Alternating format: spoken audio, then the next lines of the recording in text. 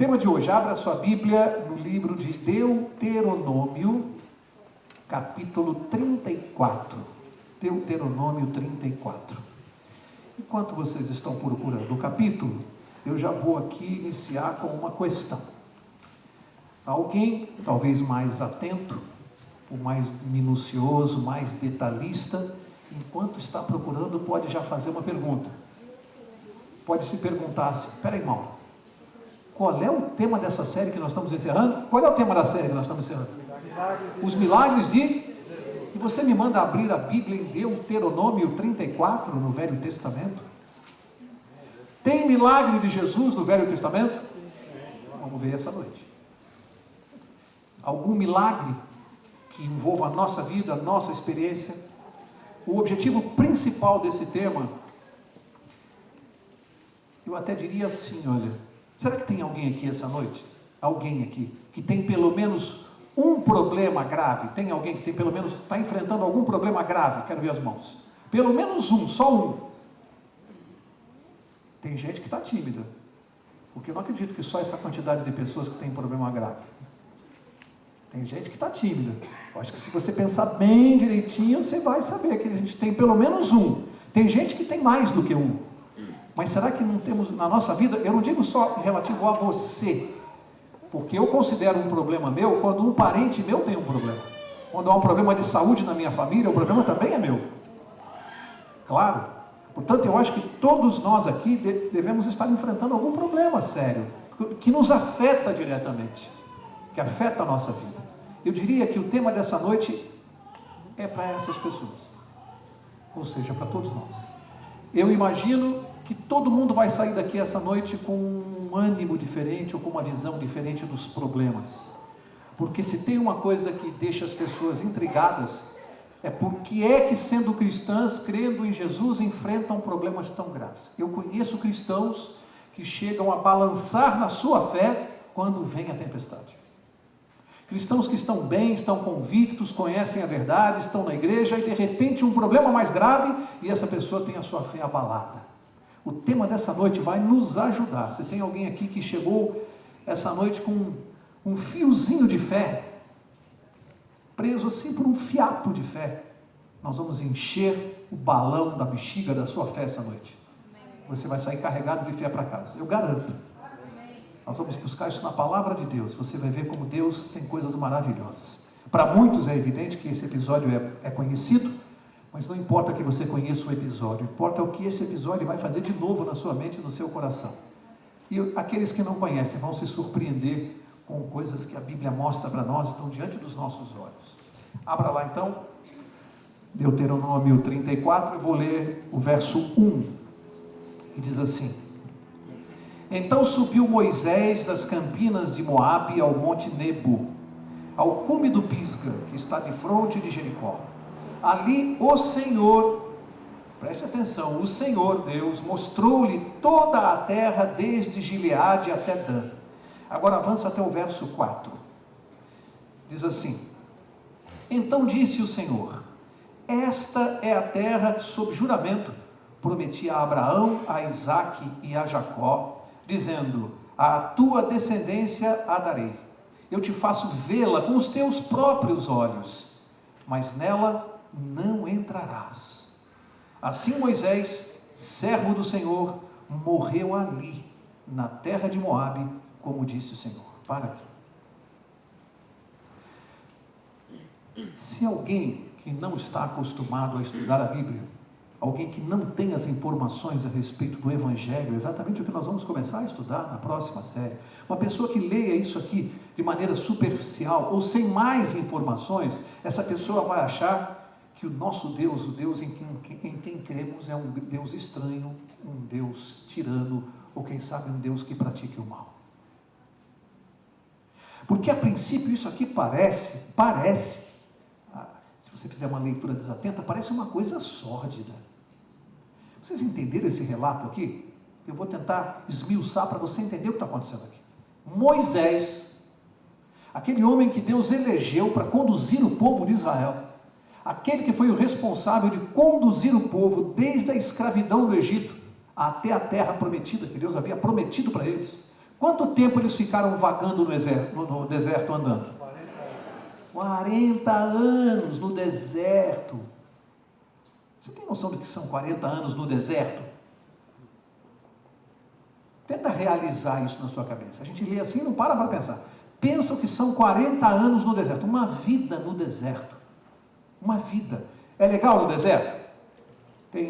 As coisas são fartas, tem alimentação farta, muita água, tem tudo. Tem shopping no deserto. Por isso que a minha mulher não gosta do deserto. Porque não tem shopping lá.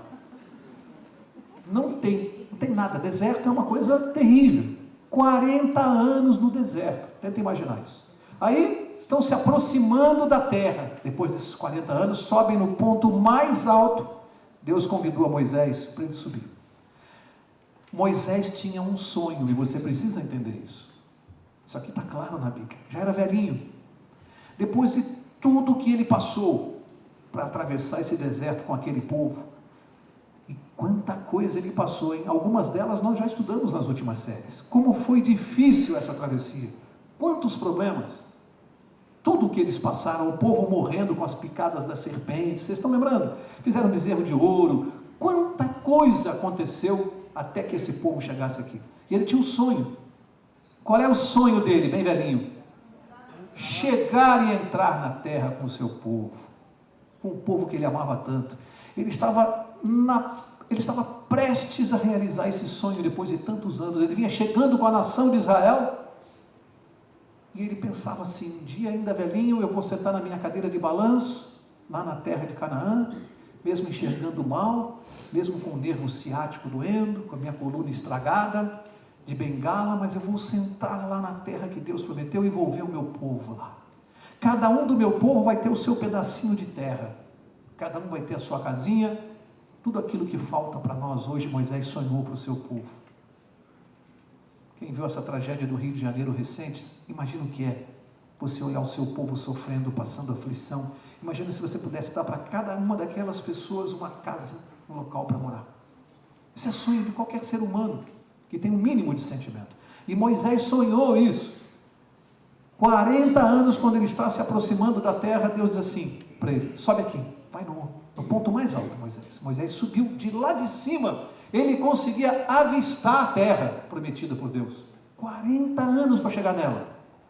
Aí Deus mostrou para ele, olha aí, Moisés. E Moisés começou a olhar e Deus falou, não, mas olha mais, olha tudo para a sua direita. Tudo é a terra. E ele olhava. Ele, tá bom, Senhor, agora eu vou descer para pegar o povo. Não, peraí, Moisés, calma. Olha agora tudo para a sua esquerda. E Moisés começou a contemplar. Falou, Moisés, olha bem, mas contempla. E Moisés, tá bom, Senhor, já vi, mas nós temos que correr, porque é muita gente, até botar esse pessoal todinho para entrar, temos que organizar. Não, calma, Moisés, não tenha pressa. Você não sonhou tanto? Sonhei, Senhor. Então, olha, presta bem atenção na terra. E Moisés já estava, tá certo, Senhor, mas eu já olhei. Olha mais. Não é o seu sonho? Olha mais. E Moisés ficou olhando, chegou uma hora e falou, Senhor, agora eu preciso descer. Não, Moisés, olha bem, porque você não vai descer. Você vai morrer aqui. Dá para entender esse Deus? Como você se sente? Não parece daquelas coisas inexplicáveis a respeito de Deus? Por que uma criança nasce com câncer? Não parece inexplicável? Por que pessoas justas, sérias, trabalhadoras, têm uma casa desabando sobre a sua cabeça, atingindo crianças que ficam soterradas? Por que aviões caem? Por que por que rapazes são violentados e mortos à paulada por um maníaco? Quantos porquês nós temos? E esse aqui parece que é mais um. Mas isso não está na Bíblia à toa, porque a gente precisa entender alguma coisa a respeito de Deus. Então, se alguém entrou aqui essa noite com um baita de um porquê desse na cabeça, se alguém entrou aqui lutando com Deus, com uma interrogação na sua vida, por que eu estou passando isso? Por que essa doença, por que esse desemprego, por que meu filho nas drogas, por que minha filha na prostituição, enfim, os problemas terríveis que o mundo está vivendo hoje. Se alguém está vivendo um drama e está a ponto de brigar com Deus, essa mensagem é para você. Porque lendo isso aqui, parece que não dá para entender o nosso Deus. O sonho daquele homem. E Deus diz: olha bem, porque você não vai entrar. Parece masoquismo, né? Olha bem, presta atenção. Olhou, gostou, o olho dele brilhava. Pois é, mas você não vai entrar lá. E a Bíblia diz que ele morreu ali. Que coisa aparentemente incompreensível se você não tiver informações a respeito de Deus. E aí? Como é que a gente lida com essa informação que está aqui na Bíblia? Só tem um jeito. Você tem que estudá-la, você tem que seguir, você tem que continuar lendo, entender, juntar as peças do quebra-cabeça, até você perceber pela própria revelação de Deus, que se Moisés tem direito de sonhar, Deus também tem. E esse é o nosso problema. Nós achamos que só nós temos direito de sonhar e que os nossos sonhos, por maiores que sejam, é o que há de melhor para nós, é o que de melhor a gente pode alcançar. É isso que nós pensamos. Que aquilo que eu sonho é o máximo que eu posso ter. É o melhor para mim. Eu não consigo imaginar que alguém possa sonhar para mim algo melhor do que eu mesmo possa sonhar. Eu não consigo imaginar isso. E Moisés tinha um sonho e de repente o sonho dele é estancado ali. E o povo de Israel teve que entrar conduzido pelas mãos de quem? Pelas mãos de Josué. Não foi Moisés quem conduziu o povo. Parece que foi Josué quem realizou o sonho de Moisés. E aí você continua estudando a Bíblia, e aquilo fica martelando a sua cabeça. Que Deus é esse? Por que aconteceu aquilo com Moisés? Mas eu prometi que hoje teria uma explicação aqui. Eu vou perguntar para você. Moisés morreu ali no monte, naquele dia, naquele lugar. Mas quanto tempo você acha que Moisés permaneceu morto? Vamos lá, alguém chuta uma semana? Um mês? Um ano? 10 anos? Está morto ainda? Poucas horas, alguém disse. Foi quem mais chegou perto da resposta. Porque a minha Bíblia, lá em Coríntios 15, diz que é num abrir e piscar. Num abrir e piscar de olhos, Moisés acordou de novo. Isso com os justos não vai acontecer no momento da morte. Com os justos vai acontecer quando? Quando? Jesus voltar. O que eu quero dizer com isso? Que então Moisés não é justo? Não. Quero dizer que Deus tinha um plano especial para Moisés. Especial, diferente. Porque, abra sua Bíblia no Evangelho de Mateus, capítulo 17. Vamos ver aqui o que aconteceu, o que a Bíblia nos revela, como é que eu tenho certeza do que aconteceu com Moisés. Mateus capítulo 17, vou ler o verso 1, diz assim: 6 dias depois, tomou Jesus consigo a Pedro, a Tiago, a João, irmão deste, e os levou em particular a um alto monte. Ali ele foi transfigurado diante deles. O seu rosto resplandeceu como o sol, e as suas vestes se tornaram brancas como a luz. Então lhes apareceram quem? Moisés e Elias, falando com Jesus. Portanto, a Bíblia diz que Moisés estava vivo no céu de maneira especial, excepcional. Porque a Bíblia é clara que quando nós morremos, nós não vamos direto para o céu. A Bíblia é clara nesse sentido. Portanto, aqui foi uma ressurreição especialíssima. Ele acabou de morrer e num abrir e piscar de olhos, ele ressuscitou e estava no céu com Deus. E no momento da transfiguração, quando Jesus levou os 3 discípulos para orarem separado, aquele clarão no céu, Jesus orava e de repente um brilho forte sobre Jesus, e foi um momento em que os 3 discípulos, Pedro, Tiago e João, puderam vislumbrar, teve um breve vislumbre do que é a glória de Deus, viram em Jesus. Talvez com a imagem dele natural antes de encarnar, talvez com a própria imagem de Cristo como Deus. Que visão eles tiveram! Jesus como Deus, a glória que ele tinha, aquele clarão, e o céu se abriu. E de repente, quem é que eles aparecem para conversar com Jesus? Moisés vivo e Elias. Os dois estavam no céu. Tem mais um que a Bíblia cita que está no céu. Quem mais? Enoque. São os 3 personagens que a Bíblia cita, dando o nome. Depois ela fala lá dos 24 anciãos sem dar nome a eles. Mas com o nome dado, eu só me lembro de Moisés, Elias e Enoque. Com o nome. Mas ninguém, a Bíblia menciona que esteja vivo no céu. Ninguém, absolutamente ninguém. Bom, vamos voltar lá para o monte, onde Moisés estava, e vamos ver essa história agora sobre a ótica de Deus e não sobre a ótica humana. Sobre a ótica humana, parece uma coisa que agride, né? Deus parece que está sendo sarcástico com Moisés. Olha bem que você não vai entrar. Agora vamos ver pela ótica de Deus.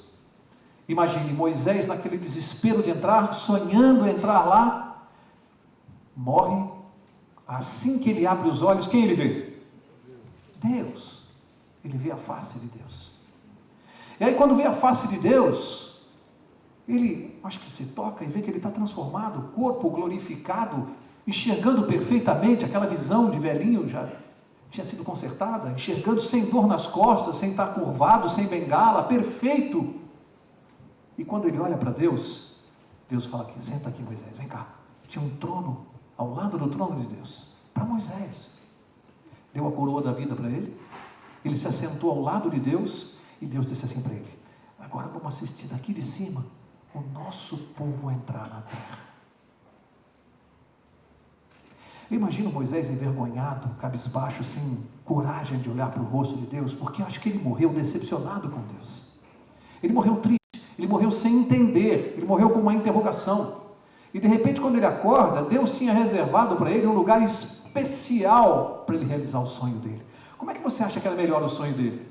Velhinho, com dor, sem enxergar direito, lá embaixo, sentado? Ou enxergando perfeitamente, olhando de cima tudo o que estava acontecendo e o seu povo entrar? Que sonho é maior? O sonho de Deus era muito maior. Amigo, se você está passando por um momento difícil na sua vida hoje, se tem coisas que você não entende em Deus, eu vou fazer um pedido para você. Dá a Deus o direito de sonhar. Se você não está entendendo hoje, um dia você vai entender. E você vai enxergar as coisas da ótica de Deus. Imagina Moisés olhando para Deus e dizendo, desculpe Senhor, desculpe a minha falta de fé. E Deus dizendo, e aí Moisés, está melhor aqui? Está melhor assim? Mas se o Senhor tivesse me falado que ia ser assim, mas Moisés, alguma vez eu deixei de cumprir alguma promessa? Você não confia em mim? Você acha que eu faria mal para você? Se você estiver passando um momento difícil na sua vida hoje, pensa assim, o sonho de Deus é maior e melhor do que o seu próprio sonho. Deixa Deus sonhar. Confia que um dia você vai abrir os olhos e você vai ver o sonho de Deus na tua vida. Muito mais bonito. Muito mais bonito. Se você está sofrendo, ninguém está dizendo que é fácil. Aguenta um pouquinho mais. Deixa Deus sonhar. Quero encerrar. O menino foi visitar a fazenda do avô e caiu uma tempestade. Essas tempestades que derrubam tudo. E a tempestade tinha arrasado, tinham caído árvores, muitos raios. E o garoto, depois que terminou a tempestade, foi lá para o meio da fazenda olhar as coisas com o avô, e ele se assustou. Ele viu uma baita de uma figueira enorme, enorme, gigante, caída no chão, não resistiu à tempestade. E viu o bambuzal todinho em pé. Bambu, aquelas varetas fininhas do bambu. E ele olhou e falou, vô, por que a figueira desse tamanho caiu e o bambu está todo de pé, o bambuzal? E o avô falou, olha, preste atenção, hoje você vai aprender uma lição para o resto da sua vida. Sabe por que a figueira caiu e o bambu ficou de pé? Porque o bambu, ele é mais humilde. E quando a tempestade vem, ele é humilde, ele se curva diante dela, e ele verga tudo que é possível, e depois ele volta para o lugar, porque ele se curva diante da tempestade. Mas a figueira, ela é teimosa, ela é resistente, ela não se dobra, não se curva, e chega uma hora que por não se curvar, ela não resiste e quebra. Quem tem sido você, quem eu tenho sido? O bambu que se curva diante da vontade de Deus, das coisas de Deus, dos mistérios de Deus, humildemente, e vai resistir?